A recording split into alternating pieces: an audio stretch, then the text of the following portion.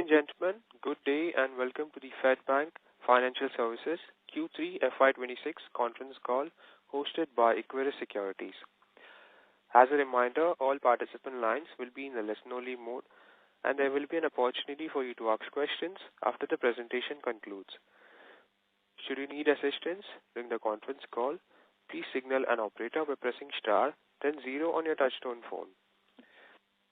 This conference call may contain forward-looking statements about the company, which are based on the beliefs, opinions, and expectations the company has on date of this call. These statements are not the guarantees of future performance and involve risks and uncertainties that are difficult to predict. I now hand the conference over to Mr. Shripal Doshi from Equirus Securities. Thank you and over to you, sir. Thank you, Steve. Good morning, everyone. We welcome you all to the earnings conference call of Fedbank Financial Services to discuss the Q3 FY26 performance of the company. Today, we have the management of the company represented by Mr. Parvez Mullah, MD and CEO, Mr. C.V. Ganesh, CFO, Mr. Shardul Thakur, CBO for Small Ticket Lab Business, Mr. K. Suresh, CBO for Medium Ticket Lab Business, and Mr. Jagdish, CBO for Gold Loan Business. We also have Mr. Lokesh, who has recently joined here as the Investor Relations Head.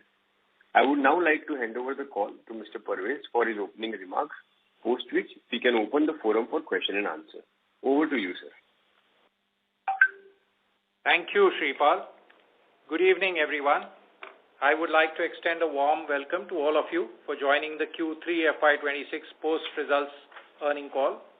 I am joined by our CFO, Mr. C.V. Ganesh, our three CBOs, Mr. Shardul Kadam, Mr. Jagdish Rao, Mr. Suresh Kumar, our Chief Risk Officer, Mr. Vikram Rathi, and Mr. Lokesh Parekh, our new Head of Investor Relations. The priorities for your company remain the same, which we had articulated at the start of the year, namely, 1. Conserve and allocate capital to businesses with high ROA and ROE. Focus on our twin engine strategy of gold and lab business, to move towards a fully secured lending portfolio, expand gold business through branch expansion and increase doorstep coverage, continue to foster synergies between our gold and lab operations. 6. Within lab, we will concentrate on a combination of high-yield ST lab and low-risk MT lab. 7. Expand MT lab with minimum capital allocation. 8. We had faced challenges in our ST lab business. We were rebuilding it over the year, rebuild ST Lab and establish leadership and build team for growth and quality. 9. Continue strengthening our collection infrastructure to effectively manage delinquencies. 10. Aim for increased core income while reducing reliance on DA income. Use DA as a capital allocation strategy. 11. Move towards a frugal cost structure. 12. Ensure that credit costs remain 1% plus or minus 10 bips. With respect to these priorities and more, we have taken the following actions in Q3 FY26. On the gold business, we have recorded a remarkable quarter with the AUM growing 52% YOY and tonnage growing 5.1%. Our LTVs on AUM stand at 59.3%. Last quarter, we got a lot of questions and we had spoken about our seasonality in this particular business. This quarter, we have disbursed Rupees 7,853 crores in gold loans, marking the highest amount ever achieved by the company in a single quarter. Consequently, this has led to a net AUM growth of Rupees 1,174 crores.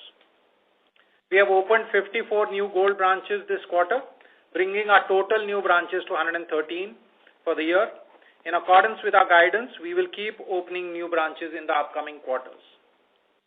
Despite opening 54 new branches, our AUM per branch has reached Rupees 13.3 crores, reflecting an increase of 0.91 crore per branch during this quarter. In our collaborative initiative involving Gold and ST Lab, we have successfully merged an additional 14 branches. This means we have co-located 63 branches this year. That is, 63 branches of ST Lab have moved into 63 Gold branch premises and release the ST Lab premises. We will persist in our efforts to merge and co-locate more branches. Despite facing yield pressure, the MT Lab business continues to perform consistently, disbursing 545 crores this quarter while maintaining its yields. In light of the pressures within the ST Lab market and the increased rate cost faced by the company previously, The company has fortified its credit policies and successfully transitioned to the system-driven BRE. This quarter, ST Lab division has disbursed rupees 208 crores. As promised, our unsecured lending portfolio continues to diminish, now constituting merely 0.6% of our on-book assets. The senior leadership has been successfully onboarded in collections during Q1 and Q2. We have further strengthened the field team now. We have verticalized the collection framework, incorporating additional resources for both call center as well as the legal and recovery teams. Our credit cost, as promised, stays below 1%. This quarter, we have clocked about 0.9%. In line with our priority of increasing core income and decreasing DA income, our net income from DA has decreased to 1 crore for the 9 months FY26 compared to 62 crores for the same period last year. While we continue to implement corrective measures in our ST Lab business, we anticipate certain flows which will persist as advised earlier and as guided earlier. Once these stabilize in the near term, it will contribute to a more stable and predictable performance. Some of the key numbers are as follows. Our business AUM reached rupees 17,500 crores, translating to a growth of 17% YOY. If you exclude the BL business, it will be about 32% YOY. Gold reached rupees 7,905 crores and AUM growth of about 52% YOY. Tonnage growth for the year came in at 5% YOY, touching 11.2 tons in totality. Our mortgage AUM reached rupees 9,084 crores and AUM growth of 20% YOY. Our disbursals of rupees 8,606 crores in Q3 FY26, up 96% YOY. On the profitability and asset quality, our net interest income grew 16.8% YOY to rupees 318.9 crores. Our operating profit grew 11.7% YOY to rupees 149.4 crores. Our credit cost for Q3 stands at 0.9%. Our net profit stood at rupees 87.9 crores in Q3 FY26. Gross stage 3 stands at 2.1% versus 1.9% last quarter. I will now hand over to Mr. C.V. Ganesh to take you through the numbers in detail. Yeah, thank you, Parvez, and thank you everyone for your participation on the call. Sharing a few points to aid in better interpretation of the results. Firstly, from an asset growth perspective, our AUM X business loans, which we divested, has grown 32.5% year-on-year and 9% quarter-on-quarter. The gold loan originations have been the standout performer in this quarter. Our gold loan AUM had grown 850 crores in the first 6 months of this fiscal. In the last 3 months alone, which is Q3, the gold AUM grew 1,174 crores. Our 113 new branches for gold loans are hitting the ground running and giving us the confidence to continue this journey of branch addition. Of the loan book of 12,945 crores as of December 30th, unsecured business loans have gone down to under 0.6%, down from 10% at the beginning of the fiscal, resulting in 99.4% of the loan book now being fully secured, either against property or gold. In this quarter, we have originated 545 crores of medium ticket LAP and done a direct assignment / co-lending of 313 crores of the same. However, as guided earlier in the earlier calls, with the NIM expansion aiding core income growth, we are consciously reducing our DA income. I am reiterating again, it is a choice we are exercising. Consequently, we have done lesser direct assignments in Q3 at 313 crore compared to 578 crore in the previous quarter. We may continue to do lesser direct assignments in Q4 and the medium term and migrate to co-lending. On the OPEX side, our OPEX for the quarter is up 21 bips, primarily due to an increase in employee costs due to new branch staffing in the 130 new branches, higher incentives on the gold loan originations, and a one-time impact of the labor code regulations of 3.9 crores.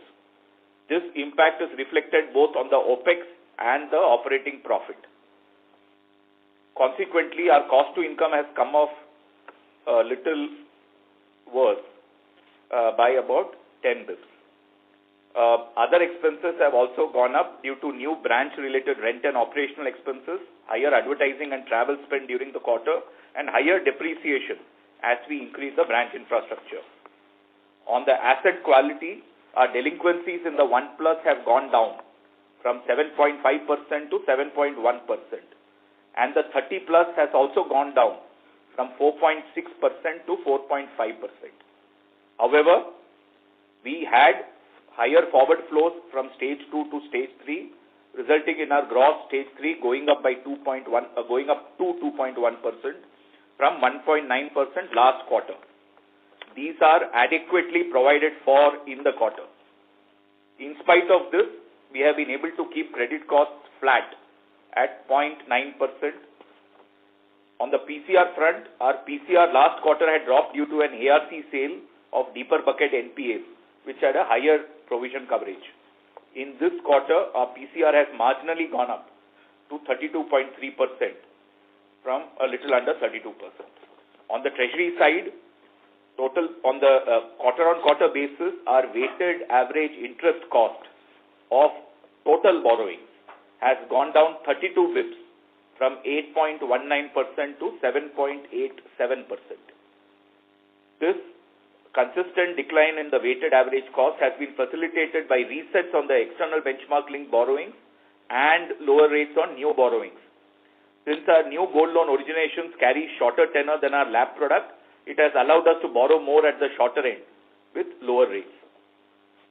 To lock in spreads in a declining interest rate scenario, we have increased our fixed rate borrowings from 11% of total borrowings to 29% of total borrowings. This gives more visibility on the spread going forward. On the floating rate borrowings of 71%, 41% is external benchmark based and 30% is linked to MCLR. Our incremental cost of borrowings in Q3 FY26 was a little under 7.6%. Our debt equity ratio has increased from 3.78 in September 25 to 3.99 as of December 25. In summary, over the last 4 quarters, we have sequentially continued on the journey of steady, consistent, and a gradually growing ROA and ROE trajectory. The ROA over the last 4 quarters has grown from 2.2% to 2.5%, and ROE has expanded 130 bps from 11.4% to 12.7%, aiding in confidence on our new strategy and appetite to invest more in capacity addition. With that, I hand it over to the operator for questions. Thank you very much. We will now begin the answer question. Anyone who wishes to ask a question may press star and 1 on their touchtone telephone. If you wish to withdraw yourself from the question queue, you may press star and 2. Participants are requested to use handset while asking a question. Ladies and gentlemen, we will wait for a moment while the question queue assembles.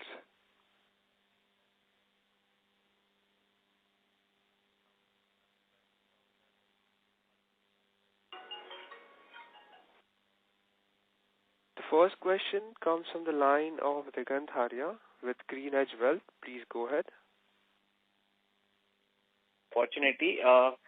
Sir, last quarter I had asked that, when will Lakshmi ji shine on our gold loan portfolio? So good to see that, the AUM growth was good, but I think the shine has still not fallen on our, income and operating leverage. Like, if I see our old branches would have probably reached an AUM of say 15-16 crores per branch, the older ones.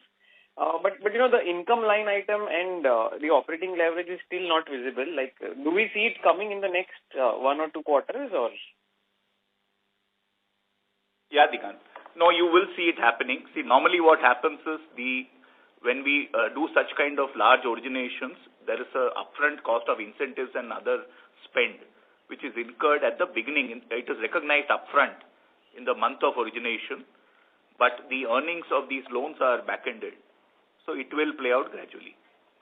Okay. And Digant, Yeah. Srikanth, thank you so much for, I remember that question when you had asked us that why we grew only 6% and when others were growing 10% quarter on quarter in the gold side, and I told you about the seasonality.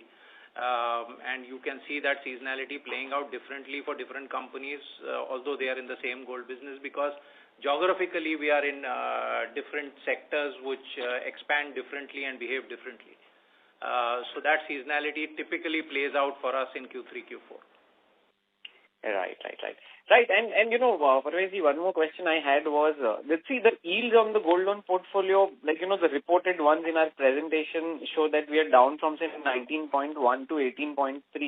So is this like a competition effect, or maybe we did some schemes because this was a peak, a good season for us?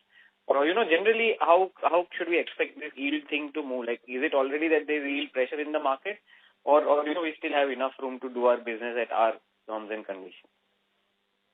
No, see, at a portfolio level, when you do a substantial amount of disbursal in a particular quarter, and that has been an exceptional disbursal quarter, there will be a differential yield which we will play with, and we will play with a little bit. It's a line call when you look at certain states where we want to play that yield. So I'm not so worried about it as the mix of the new business is slightly higher in this particular quarter. It shows in that fashion. But overall level, at an entity level, I'm not so worried because that compression it's not going to affect us in substantial basis points there. So it is a mix issue. If the disbursals would have been about 300, 400 crores, you wouldn't have seen that kind of a depression.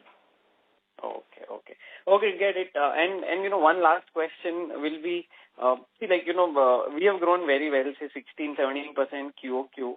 I think a lot of competition would also be doing that. So in our assessment, it just feels that next 3-4 quarters will be the time when, we have to really utilize our asset. Like, we have such a brilliant gold loan asset, good processes, good number of branches, good employees. So I just wanted to, understand if that this momentum for us, continues in that particular fashion, and maybe we reach 15-16 crores of AUM per branch in the coming 2-3 quarters, because competition is really catching up, and maybe we have a year's time where competition will really not be very high, and we can just fortify our markets. So just wanted you to hear your thoughts on the next 12 months for this gold loan piece. Yeah, so you will have to, in the start of the year also, I had mentioned to you that the growth will be in line with the Fedfina strategy. We will be conscious of the price momentum, and I had mentioned to you that we will be focused on tonnage growth. Fedfina as a strategy year on year over the last 5 years has shown tonnage growth. If you look at last 5 years, we have shown a 10 to 12% CAGR on tonnage growth every year. This year also, in the first 2 quarters, the tonnage growth you wouldn't have seen, but year on year again you will see a 10% tonnage growth. So the focus is on tonnage growth. The focus is to take the price momentum, but not to ride on it as much as we are conscious of the fact that the price momentum is very high.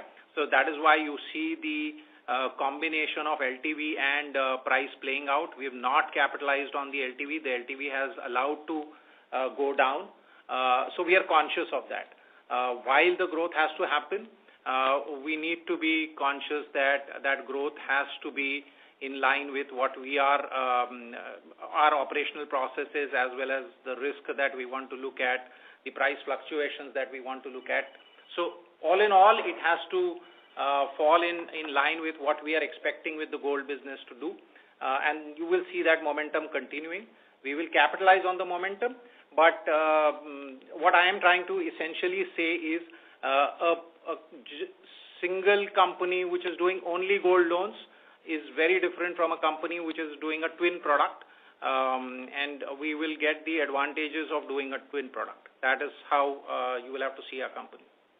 Yeah, but just, we'll not stop our gold loans to maintain that, right? Because if we continue this normal run rate also, we'll cross 50% in terms of gold loan AUM. So we won't stop it just because we want to cap gold at below 50 or anything? Nothing like that, right? No, there is no thought in that side. It's only going to be the cautiousness on the price side. Perfect. Price and LTV side. Otherwise, our actions over the past quarters have shown you that we've not been worried on that front. Next, I just want to add, Digant, our gold loan growth will be unconstrained. Okay, the character of the product mix does not determine how much we grow our gold loan or otherwise. It will continue to grow on a faster momentum than the rest of the businesses. Perfect. Thank you both so much for the answers. I'll come back. Thank you. Thank you. Ladies and gentlemen, if you wish to ask a question, you may press star and 1. The next question comes from the line of Nischint Chawathe with Kotak. Please go ahead. Yeah, thanks for taking my questions. Actually 2 questions from my side. One was, if you could give some outlook or trajectory of, stressed loans in mortgages. I think essentially the small ticket business. How do we see it trending up from here onwards? In the fourth quarter and the next financial year. And the second is, in terms of how do we the sequential movement in yields over the last 3 quarters. It's kind of yo-yoing a bit. Yeah, Nischint, thank you for the question. On the small ticket LAP business, just to give a context, a year ago we had mentioned about the stress in the small ticket LAP business specifically for our company, and we had guided the team here about what we are doing in terms of action and why our portfolio saw that particular stress. We had said that there will be certain actions and the kind of GNPA that you could see over the next 3-4 quarters, that is till FY26. We had said that the GNPAs would move up or down, but we will try and maintain the credit cost below 1% at an entity level. While the flows on the ST LAP continue from the old book, we have transitioned quite a bit of this old book, which was handled by we had a manpower shortage on the collection side, and whenever you have a manpower shortage on the collection side, agencies handle these collections, and we've transitioned from that piece to in-housing that collection. Whenever you do these transitions, there is that movement happens, and which is what we have faced over the past 2-3 quarters. That trajectory you will see in Q2 and you've seen in Q3 and Q4. It is the same vintage portfolio which is giving us those flows. We are in complete control of those flows because there is a predictability which we had seen. We had seen the kind of the GNPA that is coming out now. We had predicted that is the GNPA which will flow in Q3 and Q4. So we had guided you accordingly. And that is where we think that once we get this complete in-house, which should happen by Q4, the predictability should be much, much better on the stress loan side. This fresh sourcing which is happening on ST LAP is giving us much better numbers on the 12 MOB and the 15 MOB as well as the 18 MOB. That portfolio is looking much better. Obviously, it is coming off a new BRE. Obviously, it is with lesser seasonality, but we are confident of that number flowing completely differently. That is on the stress loan. Yields, CVG, you want to give color? Yes, Ravi. So thank you, Nischint, for asking that question. See, one thing I wanted to caution everybody is that our yields, as appear in the investor deck, are vitiated by the DA income number. And that is precisely why we are focusing on core income and core yield. Optically, while it may appear that yields have dropped by 20 bips quarter on quarter between Q2 and Q3, that is merely because of the fact that in Q2 we had 20 bips of DA income, which is not there consciously in Q3. So eliminating for DA income, the core yield is the same. There has been no yield reduction. And our focus continues to be on core yield. We will continue to drive that. And I would request everybody to look at the yield excluding the impact of DA. Okay, I think this is very very helpful. Thank you very much and all the best. Thank you. Thank you, Nischint. Thank you. Participants, you are requested to limit your questions to 2 per participant. The next question comes from the line of Pawan with Edelweiss. Please go ahead.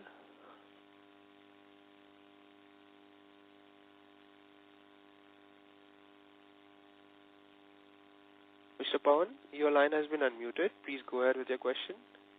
Hi. Thank you, sir. Thank you for the opportunity. 2 questions on the small ticket lab. One, you mentioned earlier that you were facing some issues in Tamil Nadu in terms of the personnel. Have those been resolved? That's one. So will that lead to, growth in the coming quarters? Second question is on the yield compression bit that you have said. Maybe on the calculated yields, I definitely take your point. But on the origination yields also, the ones that are disclosed in the presentation, there seems to be 80 basis points reduction over the last 3 quarters in the small ticket lab, vis-a-vis only 20 basis points reduction in the medium ticket lab.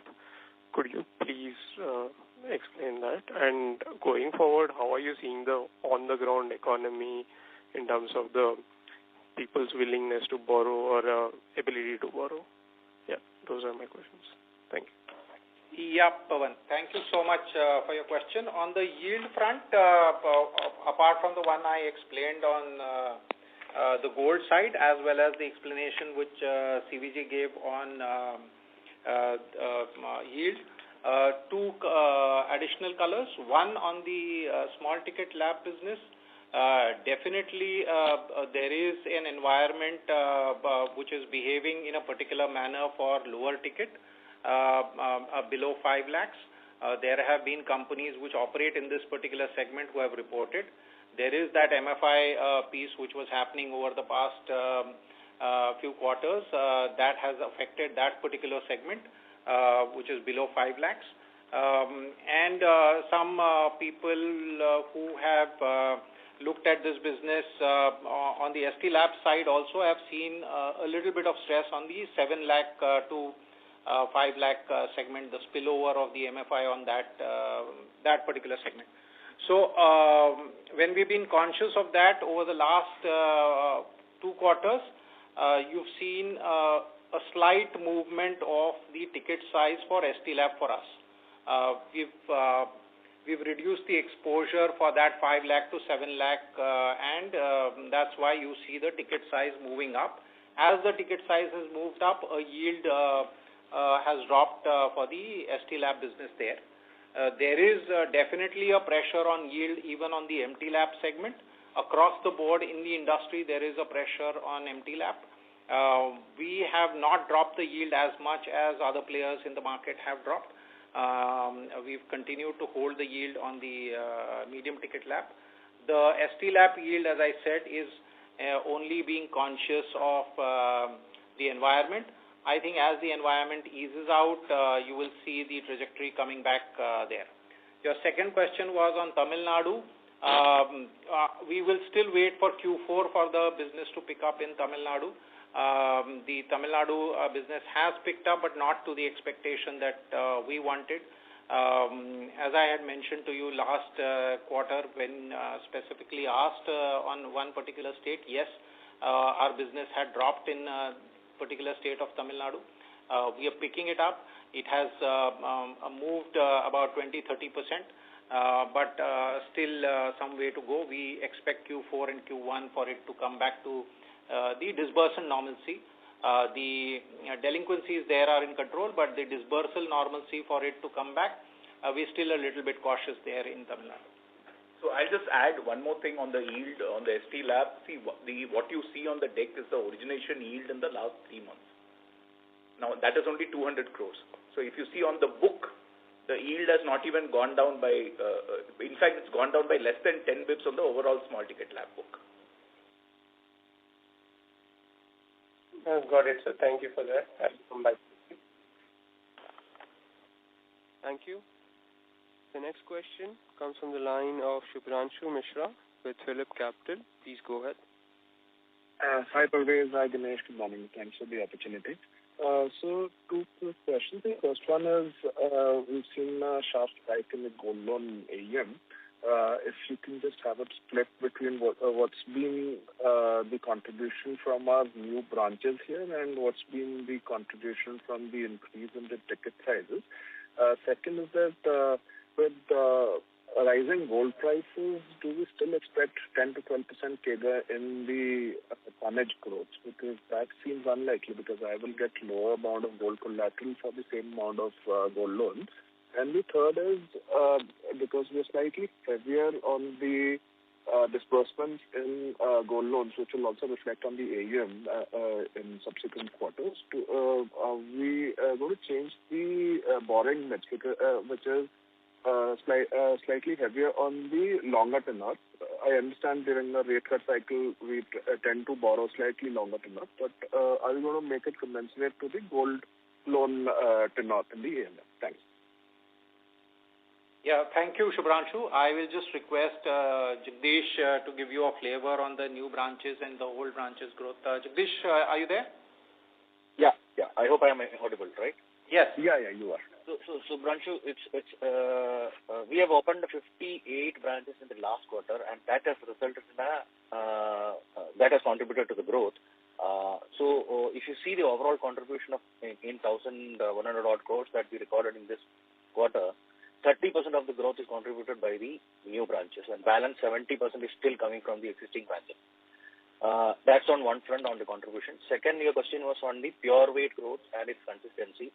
We see that happening because of where we stand today, because our average per branch book size is hovering around 12.5 to 15 crores, and we still see a big room to reach around 20 crores over the years to come. So that's what our aspiration is, and we see tonnage growth playing a key role, precisely because there is opportunity in the market. That is one.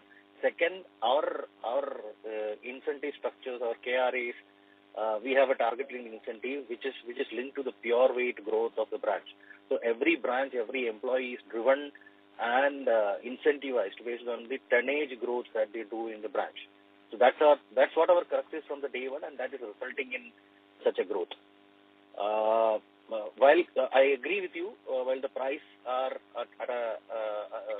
is increasing, there will be chances that customers will pledge lesser gold, but there is a new acquisition which is happening, which is an engine for us to substantiate and balance that trend. But we see consistency, and we are confident that we will be seeing 10 to 12% of tonnage growth year on year. CVG, you want to give a flavor on the borrowing mix? Yeah. No, Shubhranshu, fully with you. We are going to do exactly what you have said. There is an opportunity there to have a skew towards the shorter end, and that is exactly what we will do, which will aid in the NIM expansion going forward. Just one question on the gold loan part for the tonnage growth. With rising prices, or even the prices at similar levels that we see today, if we have a tonnage growth which keeps going on, then we are infringing on the bank ticket sizes, which means that it will be yield compressors, right? Is that a fair understanding? Sorry, I missed your last point.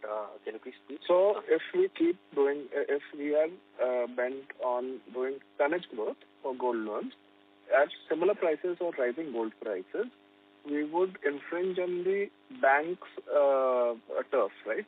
Which generally do higher ticket size in gold loan, which means that it will be yield dilutive for our gold loan business. Is that a fair understanding? No, basically the retail ticket size is actually growing. Probably a guy who was eligible for 1.5 lakh is today eligible for 2.2 lakh with the same gold, but doesn't seems to be tending towards a bank's turf. If there is a trend, then the yield pressure will be managed through the CLM partnership, CLM models that persist, and we will try to encash on that.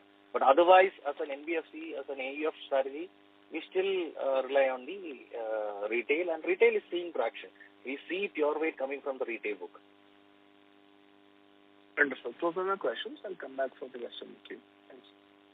Thank you, Shubhranshu.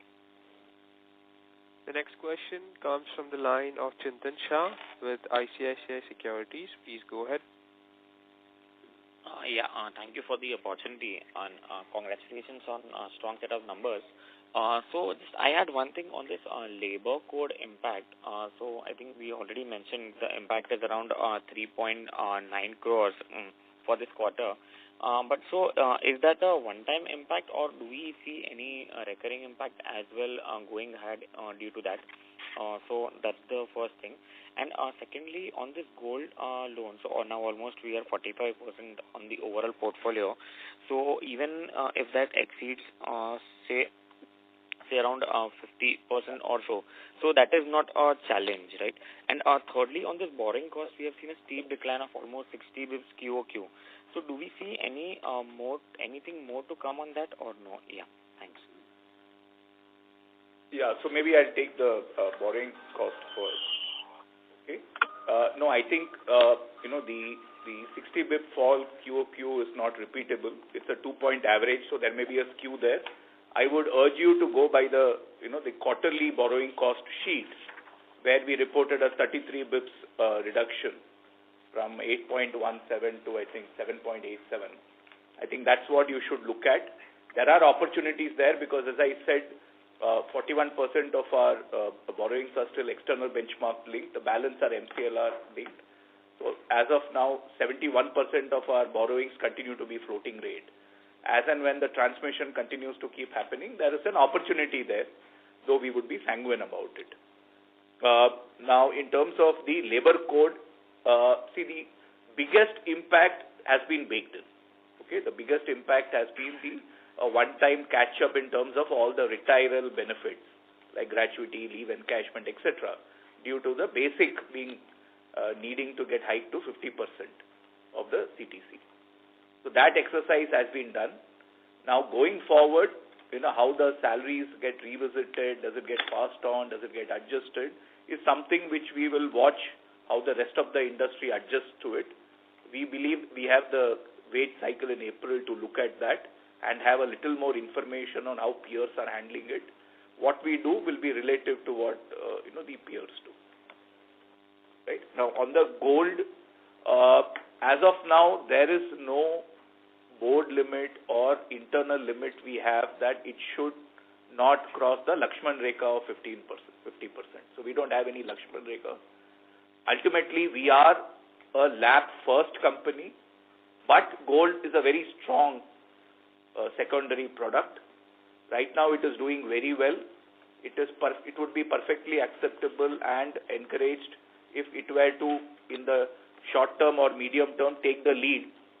And then, but overall, as texture, we would remain a LAP company.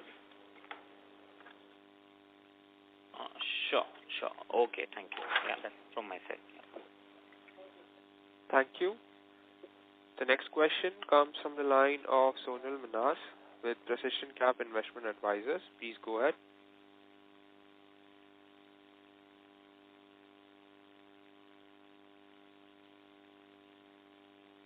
Ms. Sonal, your line has been unmuted. Please go ahead with your question.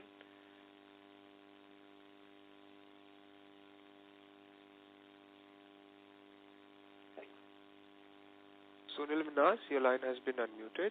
Please go ahead with your question. Hi, am I audible? Yes, sir. Please go ahead. Okay, all right. My question is with regard to gold loan, sir. I have two questions. First of all, just wanted to understand, since your yields are around 18-19%, I'm presuming, and please correct me if I'm wrong, you're competing with the likes of Muthoot, Manappuram, and a couple of other scaled-up gold loan companies.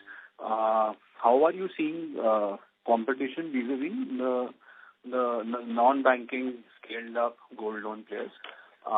And we've seen commentary by these players where basically there is a directional indication that the yields are expected to come down given the competition. So that's one. Second question was with regard to your LTV. The LTV seems to be a bit higher compared to the non-banking players. So just wanted a subjective feedback from you on that. Just an observation. That's all from my side. Yeah, see, as far as competition is concerned, these set of 8-9 players have been operating in this market for past 10 years.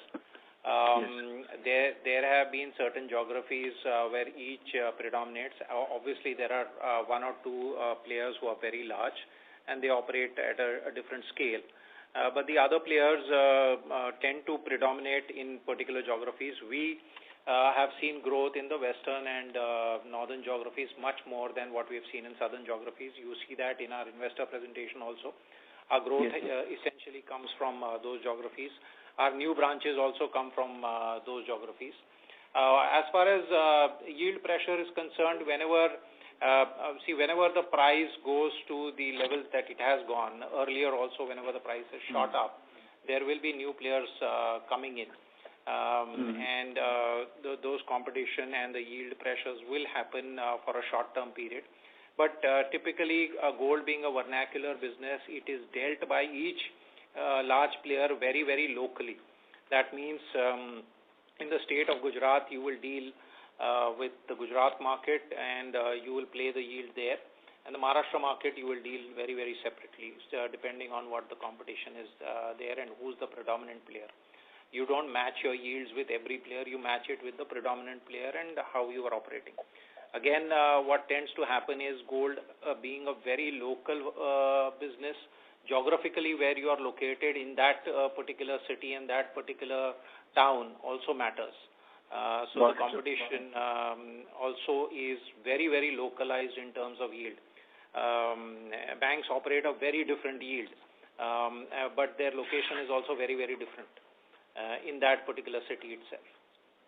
As far as Jagdish, you want to add anything on the gold side or the LTV side? Yeah, I wanted to address the second point on the LTV. The concern that is raised by US, right, on the LTV. Our LTV seems to be on a higher end.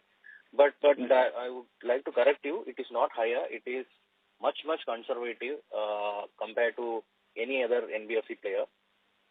If you take our onboarding LTV, it is at the tune of around 70 to 71%. Today, regulator has allowed us to go up to 85% for certain ticket size, 80% for another ticket size. But we are little cautious because we don't want to take the advantage of the price or the LTV of Black Pavilion. We are more conscious and more conservative. Our onboarding LTV has reduced. We are even onboarding customers at a much lesser, 1 or 2% lesser than the max cap. On the portfolio LTV, we are standing very comfortably at 59%, which is declared. So I don't think we are on higher end. We are conservative or max at par with the largest player. So that's how. No, I understand. I picked up a number. I agree. I picked up a number from the deck. So thanks for clarifying. I'll fall back in the queue. Thanks for answering my question. Thank you. Thank you. Thank you. The next question comes from the line of Meghna Luthra with Incred Equities. Please go ahead. Hi, thank you for the opportunity. I just had two questions. One is what percentage of the LAP book is old vintage? And the second question I had is that you mentioned you wanted to move from DA to co-lending.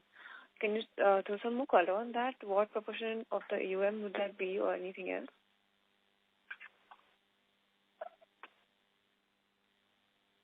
Hello? The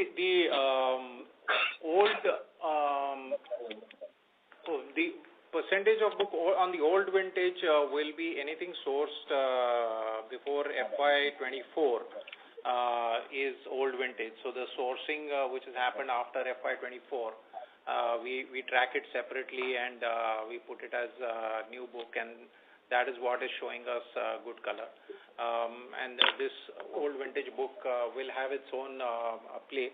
But amongst the old vintage also, there will be 1 or 2 years which we are tracking very closely.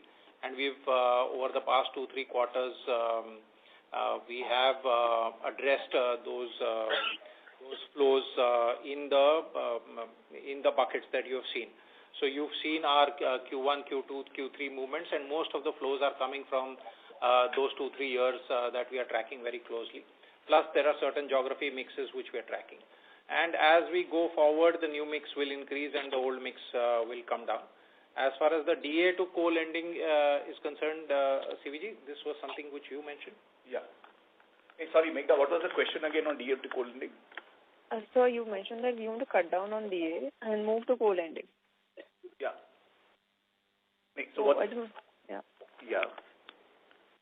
So from 1st Jan, there are the new co-lending 1 guidelines which are applicable.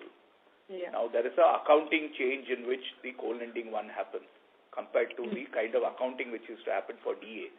That is all I was trying to signal. So the moving of the lower yield assets off book would continue to happen. It is just that the accounting might differ going forward. So I think that, and what was, which is why I was pointing more for everybody to bear attention to the core yields and core interest income, and maybe eliminate the impact of the DA income therefrom. Okay, so just on the first question, sorry, yeah, go ahead. No, go ahead, sorry. No, on the first question also, see, there are very specific geographical cohorts of the back book where the pain is lingering. It is, I think it would be unfair to color the entire bad book with that, the back book with that, sorry. Yes. So this would be a normalized level for the DA income or the co-lending income that we will see, right? We will watch it, Meghna. I think I wouldn't want to say that statement. Okay, sir. And the lastly, can you highlight which geographies are throwing up pain right now? So see, these cohorts that we had talked about, we had initially also mentioned in our first Q discussion that there are geographies of Maharashtra and Tamil Nadu where we had seen that elevated stress which was in Q3 FY25, and those were the geographies we had focused. And within these geographies also, we had certain pockets. Again, Meghna, not to color it, these are not something which the other players had faced. So it was our specific problem for these 2 states. So it was not a state-specific issue. It was a Fedfina state-specific issue. Got it. Thank you so much. That's all. Thank you. The next question comes from the line of Prolin Nandu with Edelweiss. Please go ahead. Yeah, hi team. Hi Parvez and hi Ganesh. Couple of questions from my end. One is, you talked about the drag on cost to income because of higher intensity of disbursement, right?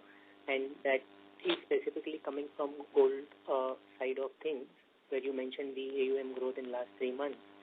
My question is that, see, on cost to income, obviously there is this drag because of this, but then we are, co-locating the branches, and at some point of time, operating leverage should also come into the picture. So where are we in that cycle of cost to income? Because we will continue to have a very high growth in gold loan going forward as well, right? So do we still continue to see that drag because of higher disbursement coming in gold loan, or maybe this quarter might be something different, and going forward there could be the lesser of an impact on cost to income because of higher disbursement? So Prolin, thank you for that question. See, what I would urge is, we want to retain flexibility in all the levers in the ROA tree. I think the guidance we would give is what I had outlined at the end of my narrative, that we have delivered over the last 4 quarters a consistent, predictable and increasing ROA. I think that perhaps is the guidance you want to take. That subsumes OPEX, that subsumes credit cost. Within those parameters, where that subsumes a DA income or otherwise, that subsumes core yield. Within all of that, I think that would be the objective we would continue on. And Rahul, just to add to what CVJ is saying, again at the start of the year, when the guidance was asked, I had mentioned that this year we will be focusing on the credit cost. FY25 we had returned a credit cost of 1.8%, and we were very conscious that this year, FY26, we wanted to keep it below 1%, and that is the 80 bips, which you will see reflecting in our ROA tree, and this is the guidance which I had given a year ago. And that, having said that, I had said that on the OPEX side, we will do a lot of work in this particular year, but it will only reflect in FY27. FY26 is a investment year because we are taking a challenging task of rebuilding the ST Lab business. There is going to be investment on the collection side. We went ahead and invested into the gold branches. We went ahead and did investment in areas of the small ticket lab business. So these three areas have moved the cost to income up. So and the other elements on the cost to income, whatever we have reduced. So it is there is some reduction and some upside, and that is why it has remained flat. And in fact, I had guided it in such a manner a year ago that cost to income for FY26 will remain flat because we are going to do these additional costs and we will do the saving. As we go in FY27, these will start reflecting.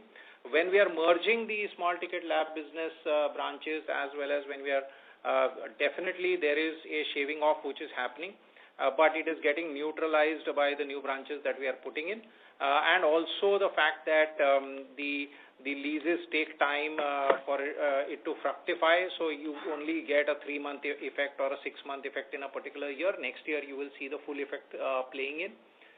So that is why further I had mentioned that you will see an effect next year on the cost to income side. So basically trying to say that FY26 we wanted to address the credit cost, the cost to income and the OPEX to average assets we will address in FY27, which is where you will see the upside on the ROA trajectory further than what we have delivered in FY26.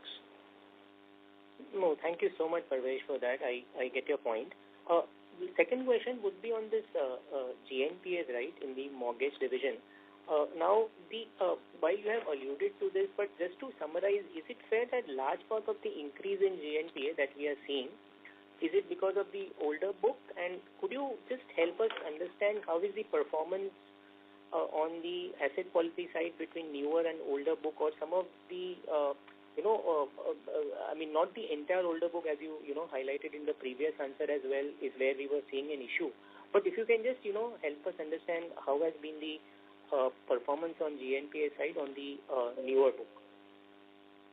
Yeah, so there is a substantial difference on the newer book and the older book. When we look at the 12 MOB and the 18 MOBs numbers, there is almost 100 bips difference, 250 bips difference between what we are seeing on these two books.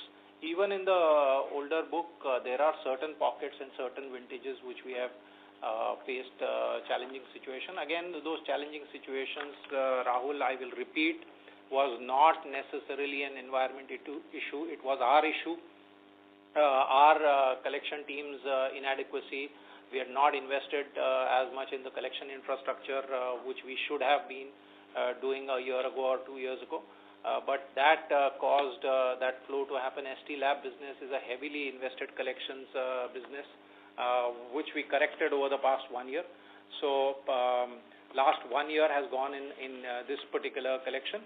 Now we are also seeing a lot of whichever NPAs which we had moved buckets in Q1 and Q2, we are seeing NPA recoveries happening here. Because you have to also understand that many times when the customer is in early buckets, recovery, when he moves into bucket 2 and bucket 3, recovery becomes difficult. It is advantageous for the company to move it into NPA because then the legal process is much easier on the NPA side. And the recovery is much better after you drop the case into NPA. That is why we believe that we are getting certain good recoveries also which are happening now. So that is the color on the GNPA side on the old book and the new book. Yeah, maybe I'll just add on to that. Roughly the way to dissect the problem a little better is that of the mortgage book, roughly on the AUM side, it's a 60-40 split between medium ticket LAP and small ticket LAP. So medium ticket LAP, it's pristine. There is no problem. So out of that 40% of the mortgage book, there is a further split between old book and new book. Okay. Now we would give, that is not public information. Now within that old book, further there is a geographical split.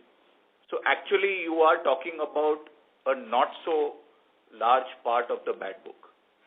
That's the comfort we leave you. Yeah, and Rahul, further to give you that comfort is when we had looked at 1 year ago and when we had seen the problem and when we had guided on the problem, that is why we said that we were able to give you a guidance on the credit cost. That is what is going to be the P&L charge of this. And in spite of the GNPS being volatile, we'll be able to hold the credit cost below 1%. Because that time also 1 year ago I got questions that if the GNPs move up, the credit cost will also be unpredictable. We had said that we know the cohorts which we are working on. We can understand what kind of recoveries will happen. We are also dealing with movement of the portfolio from the agency side to in-house. It also has to be done in a structured manner because you understand that when you get an allocation which is done to an outsource agency, when you are moving it in-house, there are droppings which happen, and every quarter you need to handle those. So as you select the cohorts in particular states, when they move from the agency to inside, you can predict what is the expected numbers which are going to flow. So that is why we had guided accordingly, and we are on. What I can say is whatever is happening on the GNPA side is exactly the way we had predicted it and we had guided on the same.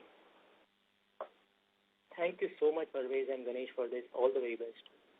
Thank you.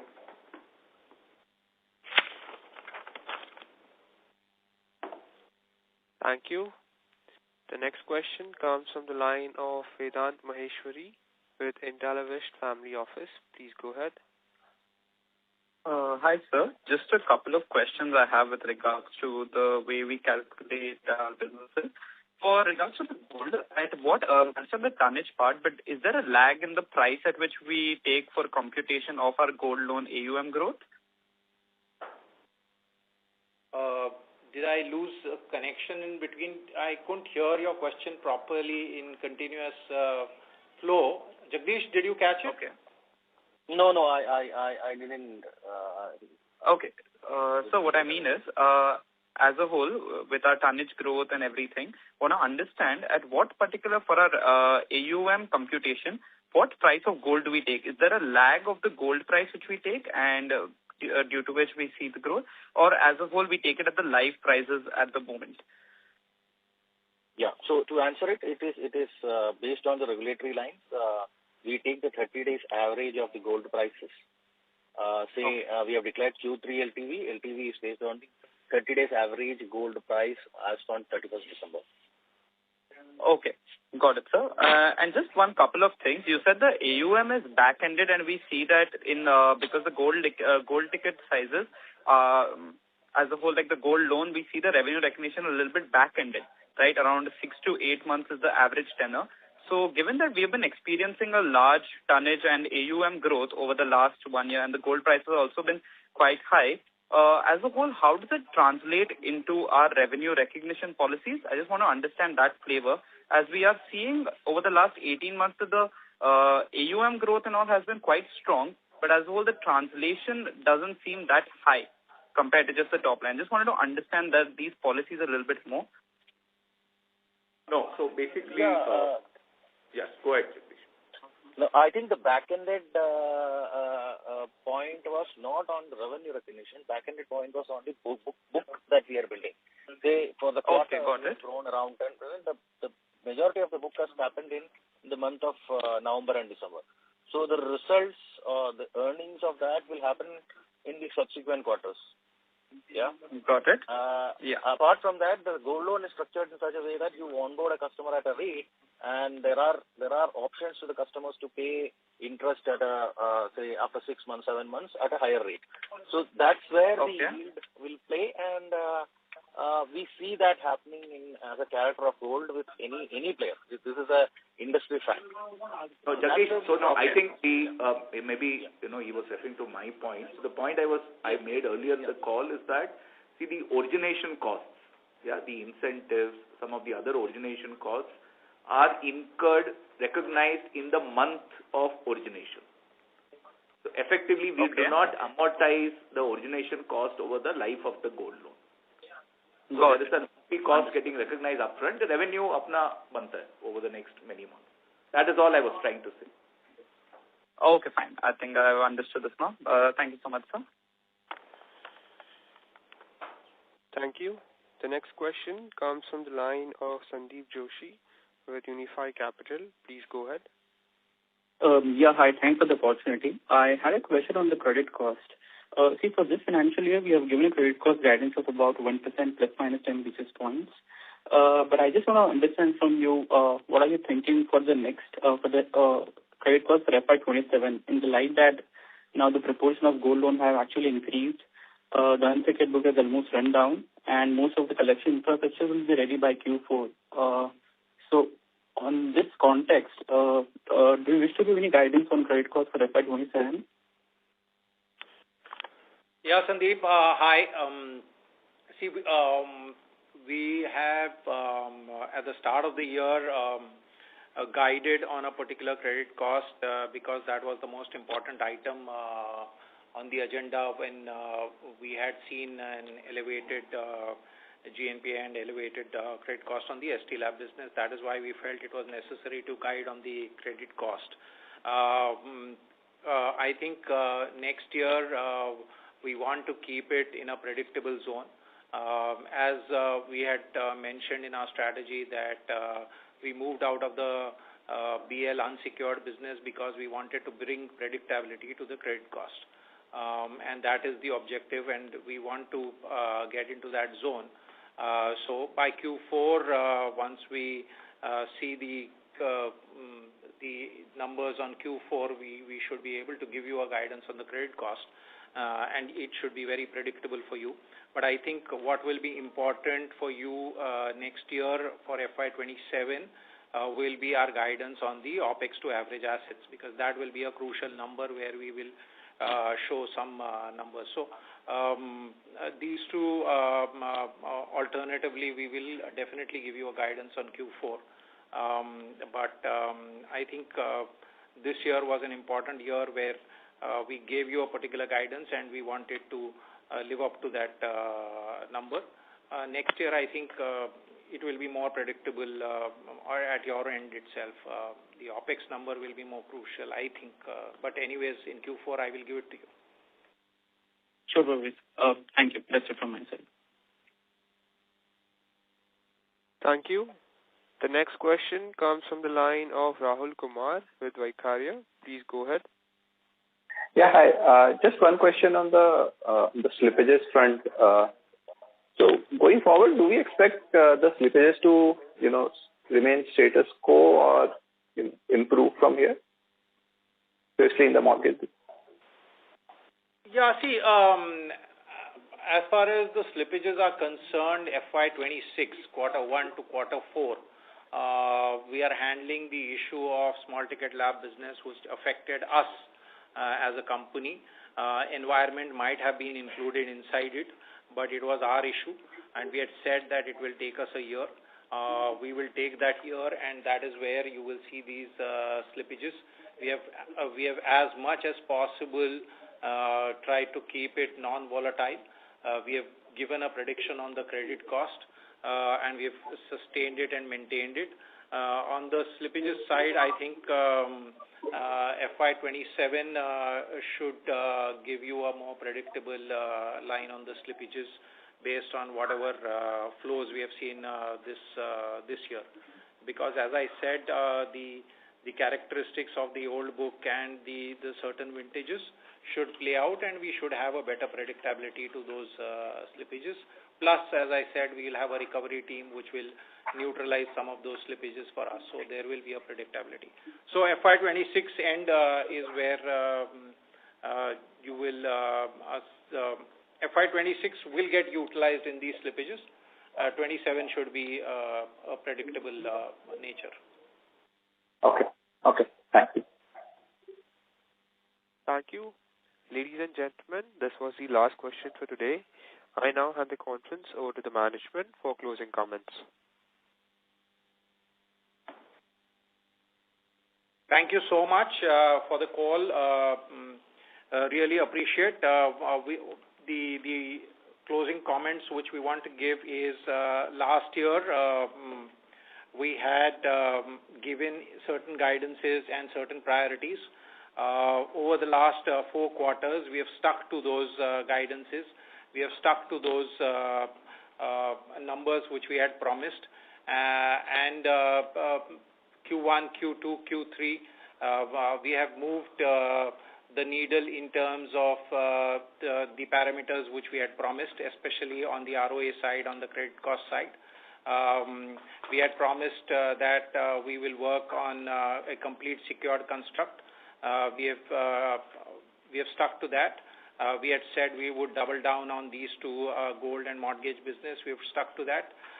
Certainly, we have been helped by the price momentum on the gold side, but we have been very conservative in terms of focusing on tonnage growth as well as on the LTV side. So keeping in mind the risk parameters, keeping in mind the processes, we have consciously grown these two businesses. And on the ST Lab side also, we had said that we will rebuild this business. We have been doing it brick by brick. We are not in a hurry, but we are conscious of the growth that we want in this particular business. We are focused on this business. We are investing into this business. We believe this is a business which we can do very well. Focusing on these two businesses and creating an expertise in these two businesses is the core DNA with which we want to move forward. Thank you so much. Thank you. On behalf of Equirus Securities Private Limited, that concludes this conference. Thank you for joining us, and you may now disconnect your lines. Thank you.